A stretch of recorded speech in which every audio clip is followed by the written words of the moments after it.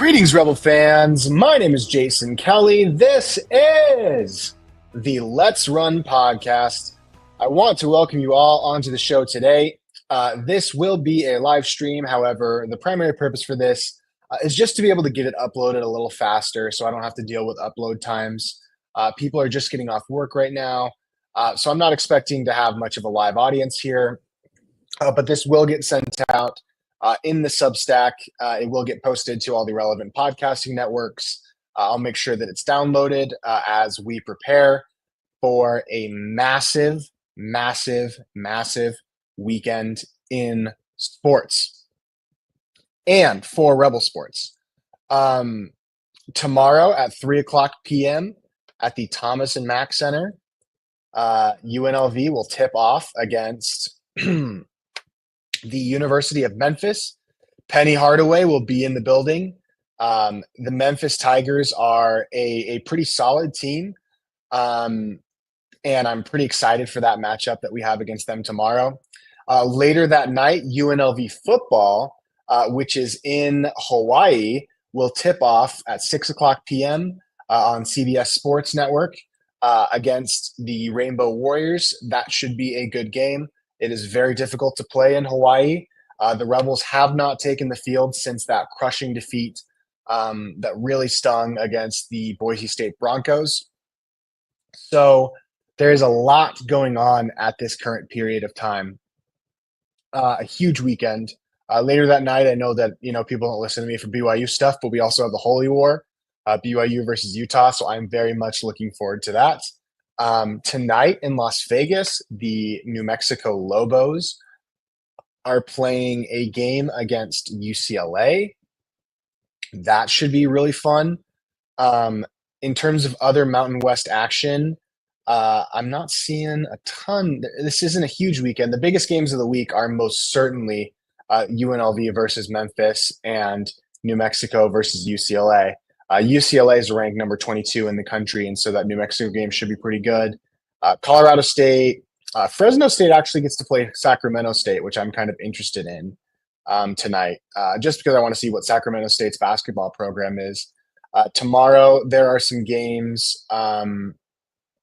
Utah State's playing Charlotte. Reno is playing Washington, which should be an interesting game.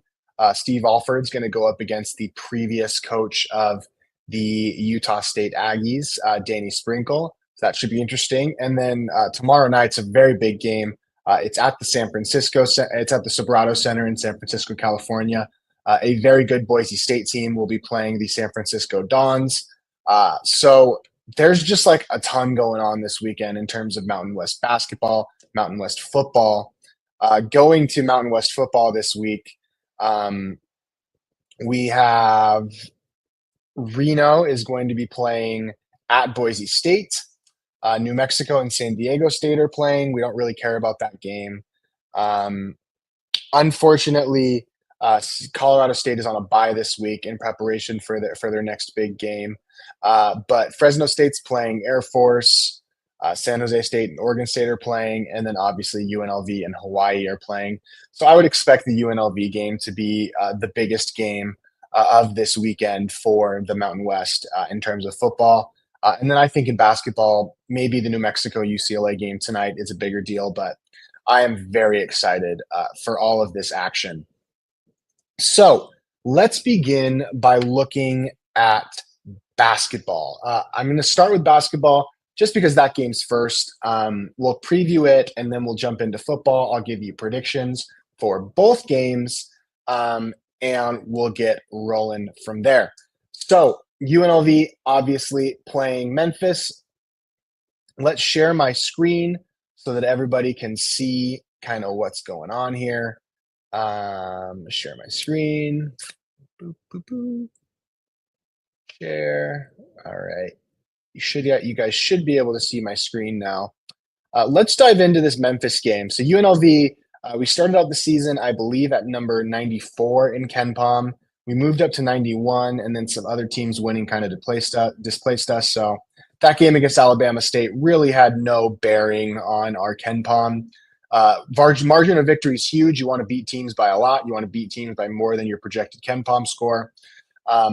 This Memphis team currently, they have us losing this game 80-78. Memphis is ranked 39 in KenPom. Jumping into their offense and defensive efficiency, Memphis is pretty balanced. So the Memphis offense, and obviously this is all just based off of one game, so it's a small sample size. But Memphis's offense was ranked 45th. Um, and UNLV's defense has been ranked 134th. Our defense, 134. Our defense really struggled in that Alabama State game for a team that really should not have been able to score as many points as they did against us. But the Memphis offense and the Memphis defense both look relatively solid. Memphis's first game of the year, I believe, was against Missouri, so an SEC team. Missouri was ranked 55th in KenPom. Memphis won a somewhat comfortable 83-75 victory over Missouri. So Memphis is, but it was at home in Memphis. So Memphis is a really good team.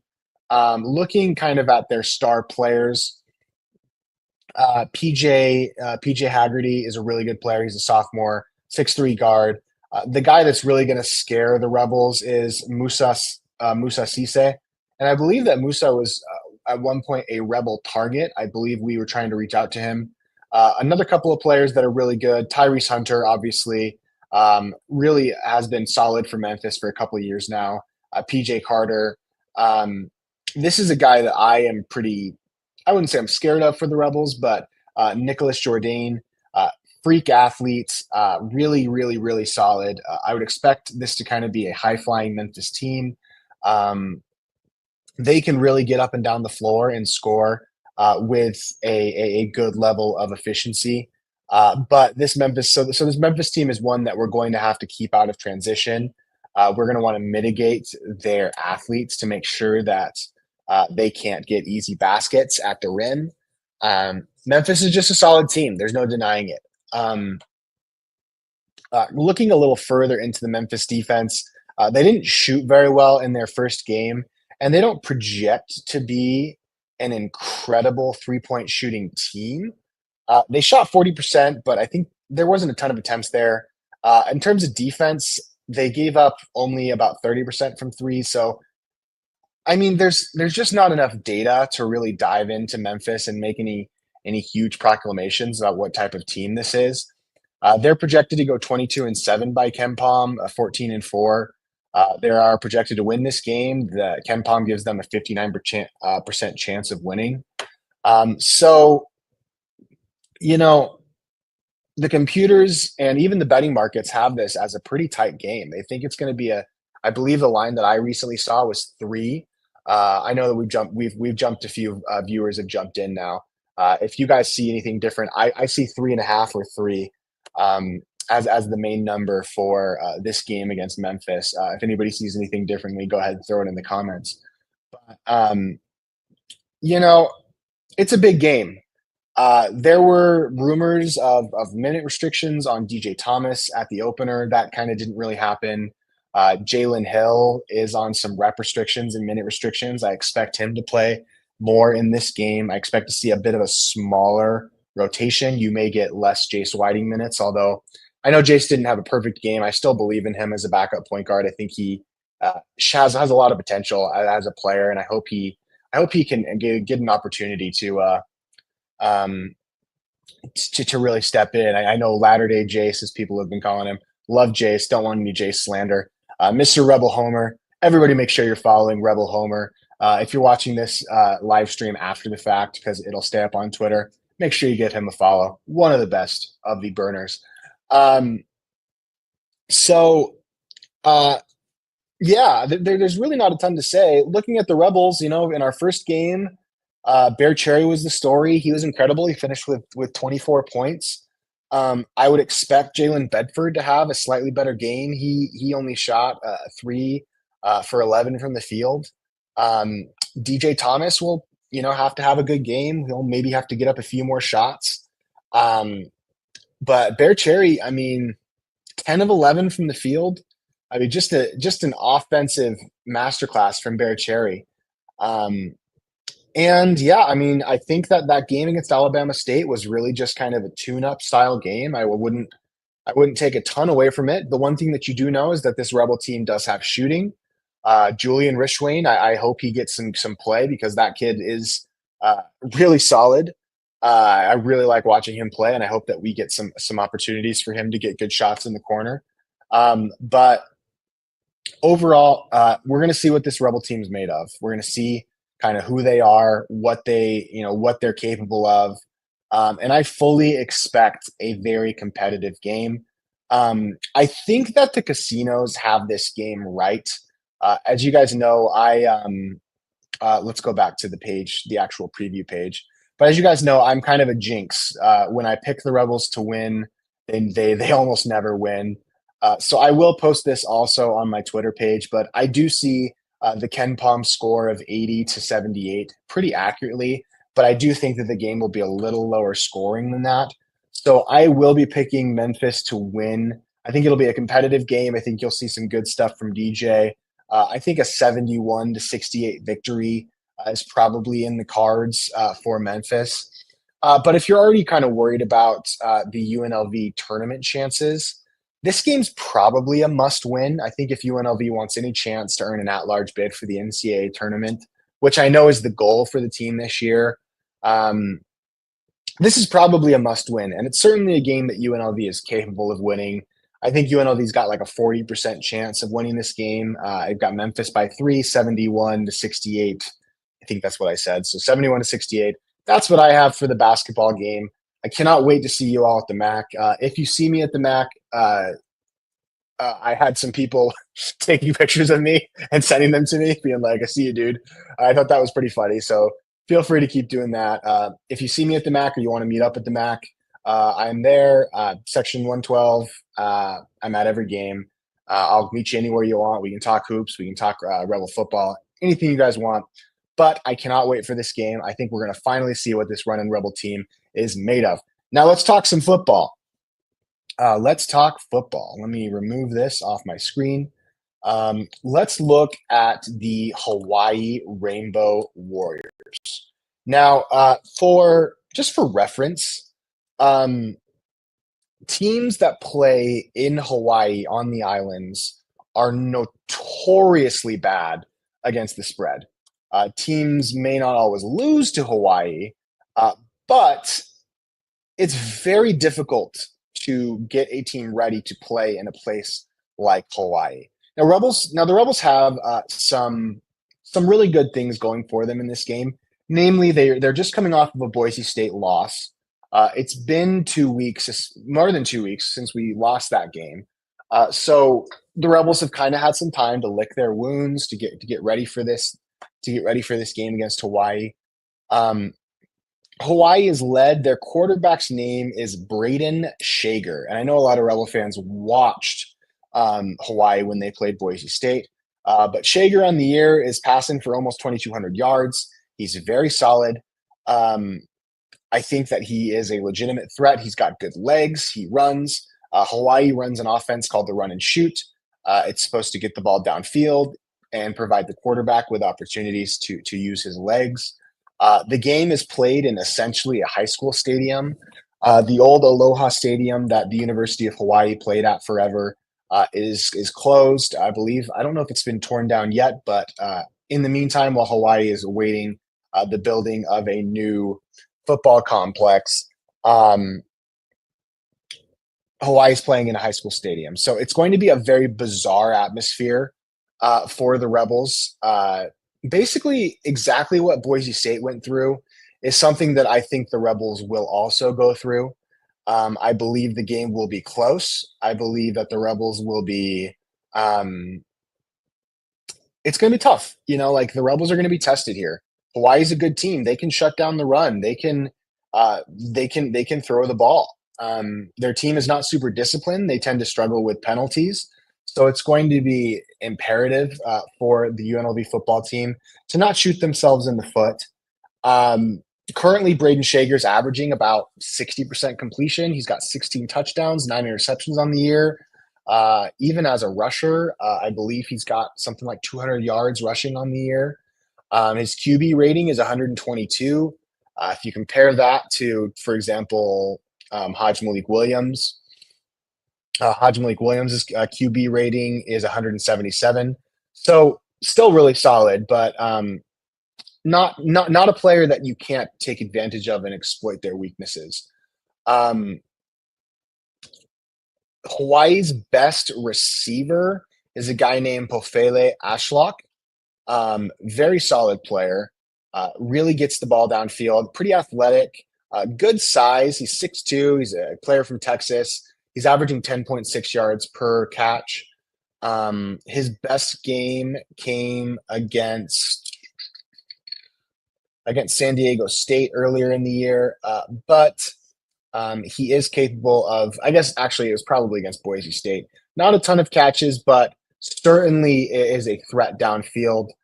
In terms of the Hawaii running game, I know that they've been dealing with a few injuries, but Landon Sims, the rare white running back, I don't know, I hope that's not inappropriate to say, but he is their leading rusher on the year with about 300 yards.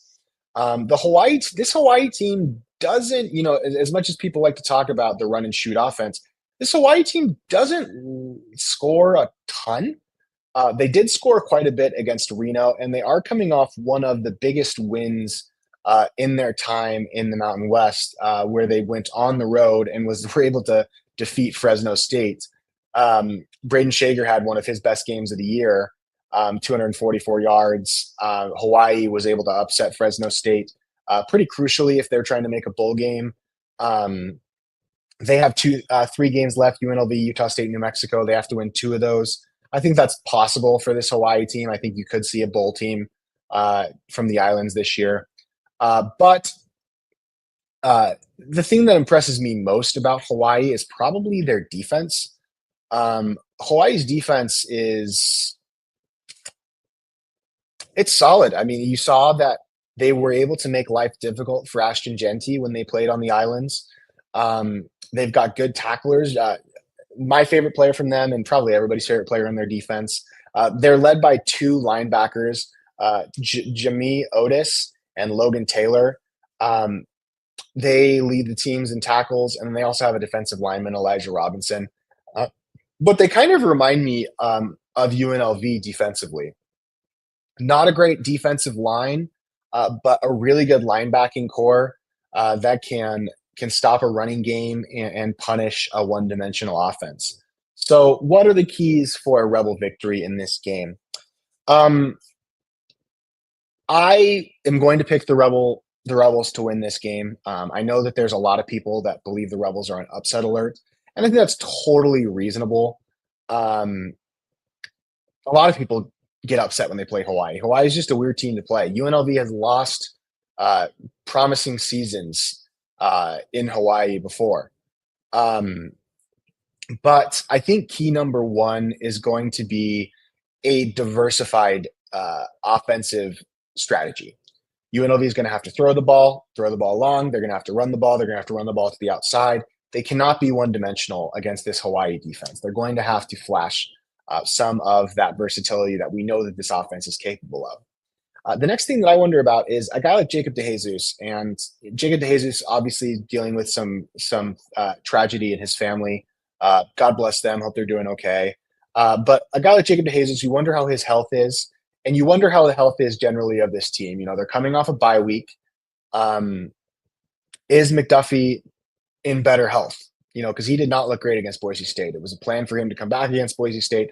Obviously, nobody except for UNLV Rebel guy knows exactly what's going on inside UNLV athletics. But how does this team look health-wise? How is Jacob DeJesus? That's key number 2.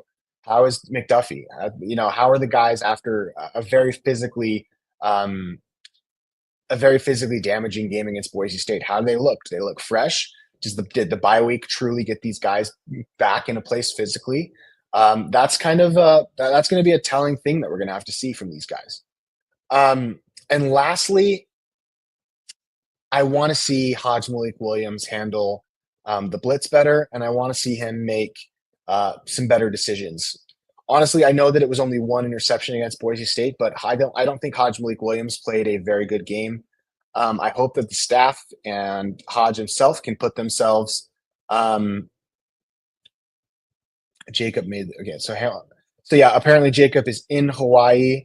Um, I just hope he's healthy because I know he was kind of limping around the sideline in that Boise State game. Um, Hopefully Jacob is ready to go. Jacob's one of our most dynamic players. We're a big fan of Jacob. Um, but I need to see Hodge play a better game. Hodge got outplayed by Maddox Madsen. Um, the guy that we saw against Syracuse and yes, throw the ball out of bounds. If you're getting pressured, Hodge, get rid of the ball. Run to the outside, throw it out of bounds. Don't throw it to the middle of the field. There's been just too many times where Hodge has been punished by not getting rid of the ball quickly enough. And some of that's on the offensive line to protect him. Some of that's on the staff to run better, to have better options against the blitz. I don't feel like our screen game, we have players that can run the screen game. I hope that they can kind of make adjustments to how we deal with blitzes. Boise State really showed some weaknesses on our offense. And so, yeah, I want to see Hodge have a good game. I want to see him have a bounce back game. I predict the Rebels to cover the spread. I've got the Rebels something along 38 to 21. The spread is 12.5. I think the Rebels win a tight game. It's going to look kind of similar to what Boise State did, except I expect the Rebels to score with a bit more ease than Boise State did, just because I think the Rebels have a bit more dimensions to their offense than the Boise State team did at that time. Now, obviously, now if Maddox Madsen is playing as well as he is, I don't think Boise State's a one-dimensional team. I don't mean to say that. I just think that they were a little one-dimensional in that game against Hawaii. So, yeah, I see that as a 38-21 kind of victory. I did want to touch on a couple other pressing issues that have happened kind of since our last podcast, namely that the Mountain West added Grand Canyon to the Mountain West. To talk about realignment just for a minute, there were some people kind of poo-pooing on that, thinking that it's a for-profit university. But if UNLV was going to stay in the Mountain West, the Mountain West did lose too much of its good basketball programs, and I can almost assure you, I can promise you that the conference without GCU was really struggling in terms of the level of basketball programs that existed in it. Now, it seems like New Mexico has kind of come back. It seems like Reno is kind of a mainstay now. San Jose is still terrible. Hawaii is not a great basketball program. Utah State leaving sucked. Air Force is not a great basketball program. So the conference lost a lot, and being able to replace some of the loss with GCU was a really great move by Gloria Nevarez. What comes next for Mountain West expansion? We don't really know yet. There doesn't seem to be an appetite for the NCAA to add non-Division One programs, so FCS programs, into the Division One football league right now. So schools like Sacramento State, or Tarleton State, which I know is a name that's been thrown around a ton. I don't really see it. The NIU Toledo things have seemed to be. I had heard, not from a source, just from other people talking about the topic, that the NIU Toledo thing was going to happen and they were going to join the Mountain West, and now it looks like that's not going to happen based on a report by Brett McMurphy. But there's a lot up in the air right now. There's a lot that we just don't know, and that's okay. That's totally fine. We will know when we know. The Mountain West adding GCU was a great first step. The Pac-12 still needs to add another team, and I'm sorry, I just don't know who the Pac-12 is going to add. I'm not sure that these AAC schools are truly available. Part of me still thinks that at some point the Mountain West and Pac-12 will just cut their losses and merge into kind of a giant super league on the West, which is probably what should have happened in the first place, honestly. Because I just don't know what the Pac-12 is going to get to fill out the rest of their roster. I don't think even if they add another team that plays football, I don't think that makes them quite strong enough. I think they need 9 or 10 teams. And I'll just quickly say that, like, when I see people from the schools that are in the new Pac-12 talk about how, well, we wouldn't want schools like Air Force and San Jose State and New Mexico and Reno in our conference. I would just say that, like, Rutgers is in the Big Ten. It's not like Mississippi State's struggling a lot in the SEC, and even Vanderbilt, who's been these conferences aren't top to bottom great. What makes a great conference is the ability to set up your top teams for success. I think you see some issues with that with the Big 12 and the old Pac 12. You don't want a conference where teams are just cannibalizing each other all the time. You want a conference where good teams can succeed and have good records at the end of the year. Um, and so I don't think it's a bad thing to have some dead weight schools in your conference. I don't think that's a bad thing. Um, does it dilute media revenue share? Yes, it does. But in terms of competition, I don't really see it as a problem. And so I think that some of that stuff from the Pac-12 people is really irritating. Um, but we're going to see, and we're going to know when we know. And in the meantime, let's just enjoy a great weekend of Rebel Sports. That is all that I have for you today. I will go live before the basketball game tomorrow. I will go live after the basketball game tomorrow and before the football game. And then I might even go live after the football game too. So you're going to see a lot of me this weekend. It's going to be a great time. If you see me at the Thomas and Mack, please say hi. If you see me at Allegiant, please say hi. I'm always there. And I appreciate all of you. Have a great weekend, and let's run.